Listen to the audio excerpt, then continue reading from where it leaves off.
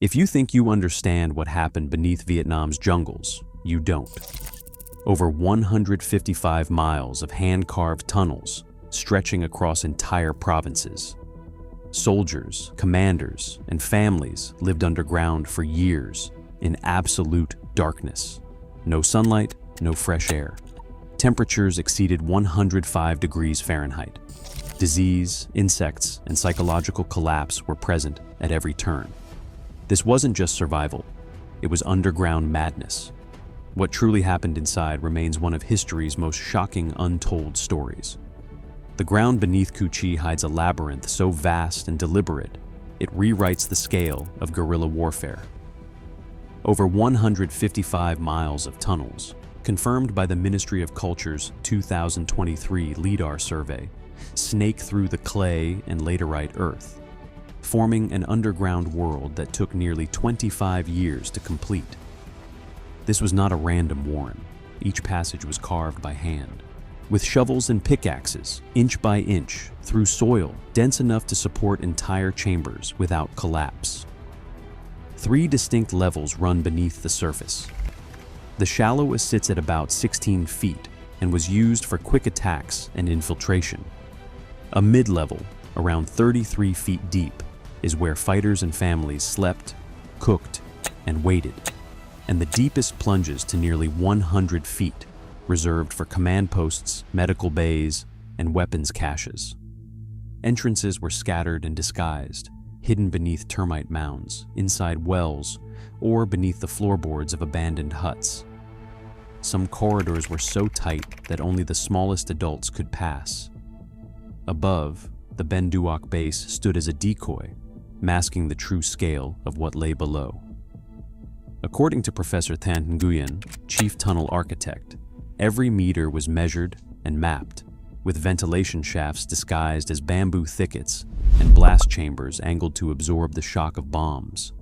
The tunnels could shelter up to 10,000 people during peak offensives, turning the earth itself into both fortress and prison. This was not just a hideout, it was an engineered city in darkness, built to outlast the war above. The reality of life inside these tunnels, however, was far more punishing than the blueprints ever revealed. Inside the tunnels, every breath was a struggle. The walls pressed in from all sides, just 3 feet wide, barely enough for a grown adult to squeeze through, and rarely more than 4 feet from floor to ceiling. Crawling or crouching was the only way forward. These passageways twisted for kilometers in total darkness, broken only by the faint glow of an oil lamp or the blue flicker of a mosquito coil burning slowly. The air was thick with dust, sweat, and the sour tang of human bodies. Oxygen ran thin in the deeper shafts, forcing residents to ration movement and sleep in shifts. Some pockets grew so stale that a single match would sputter out for lack of air, leaving only the sound of labored breathing and the distant drip of groundwater. Heat built up quickly, especially in the lower levels. With monsoon rains above, humidity soared past 90%, soaking clothing and bedding, turning the clay walls slick and the floors into mud. Rats and centipedes thrived in the damp, feeding on scraps and the dead. Lice burrowed into seams of clothing, bites festered, infection was constant. The risk of malaria and skin disease climbed with every day spent underground. In some stretches, entire families endured cycles of 6 to 12 months without seeing sunlight, emerging only at night to forage or relieve themselves. Over time, the toll became visible: persistent coughs, raw throats, and swollen joints from months spent crouched in the dark. Medical records from Ho Chi Minh City's 175 military hospital show a pattern: chronic respiratory damage, dermatitis, and musculoskeletal degeneration, traced directly to years spent in these tunnels. The earth that shielded them from bombs also trapped them in a world where survival meant enduring a slow, grinding assault on the body and mind. Every meter of the Cu Chi tunnels was designed to kill or maim anyone who tried to invade. The architecture itself was a weapon, shaped by decades of siege and sabotage. Passageways twisted and narrowed without warning, but it was the layered defenses that made these tunnels infamous among those who dared to enter. Trap doors, often reinforced with concrete and camouflage to match the packed clay, sealed off escape routes and funneled intruders toward dead ends. Some hatches dropped straight into sand-filled blast chambers, angled between 15 and 20 degrees. When a grenade or satchel charge detonated, the loose sand absorbed the shock, sparing the rest of the tunnel system and entombing anyone caught inside. Sluice gates made from thick timber and iron could be slammed shut in seconds to block floodwaters or poison gas. A sudden attack, defenders could open these gates to drown sections of the tunnel, using the monsoon rains as a water weapon. Ventilation was another battlefield.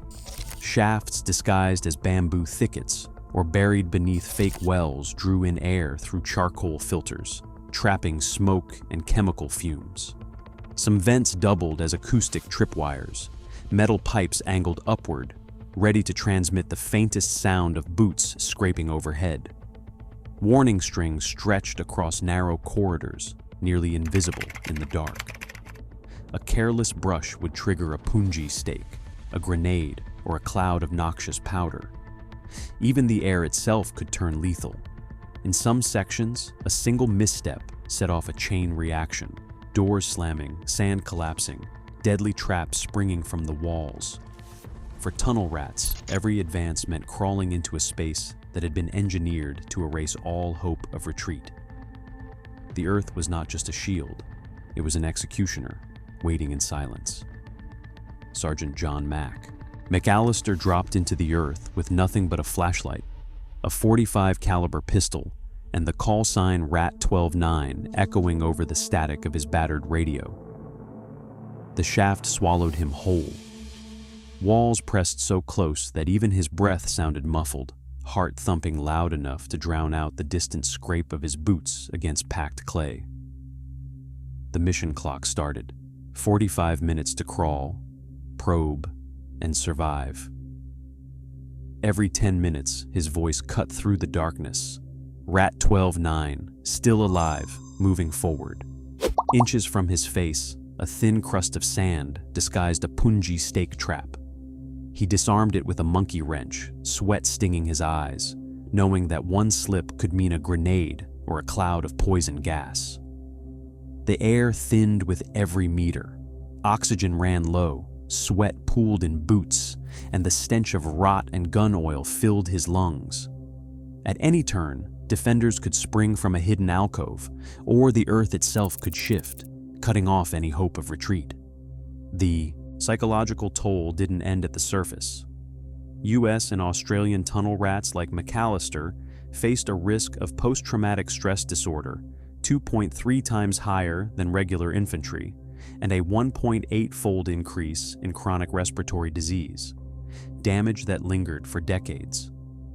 Each descent was a solitary war fought in total darkness against enemies both human and engineered, with the mind and body paying the price long after the mission ended. On the northern coast, the Vinmock tunnels offered a different kind of refuge, less a fortress, more a buried village.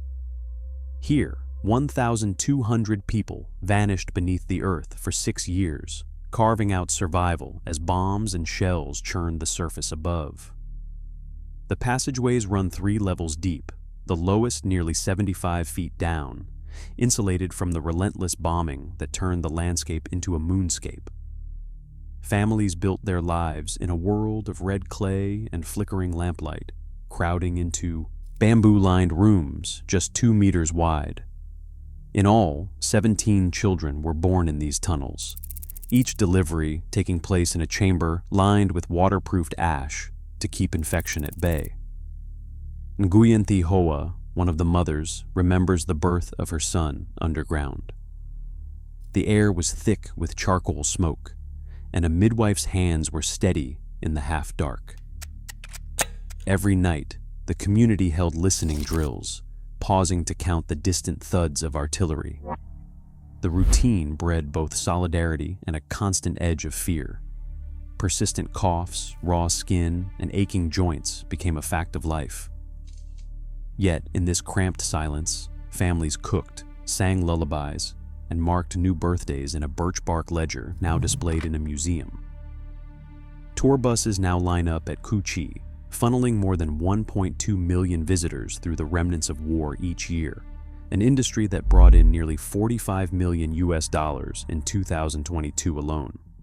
Project Renew's latest reports confirm that over 100,000 acres of land around the site remain contaminated. Soil tests reveal lead hotspots reaching 250 parts per million, far above global safety standards. 6 times in the past decade, tourists have come within meters of dormant explosives along the visitor trails. In 2022, Vietnam submitted a nomination to UNESCO, arguing that the Cu Chi and Vinh Moc tunnels deserve recognition as a World Heritage of resistance and survival. Today, tourists crawl through sanitized corridors, but beneath Vietnam's soil, more than 1,120 miles of tunnels still harbor toxins, trauma, and the echoes of 10,000 trapped souls. The world above moves on. The darkness below remains, an unending testament to ingenuity forged in terror.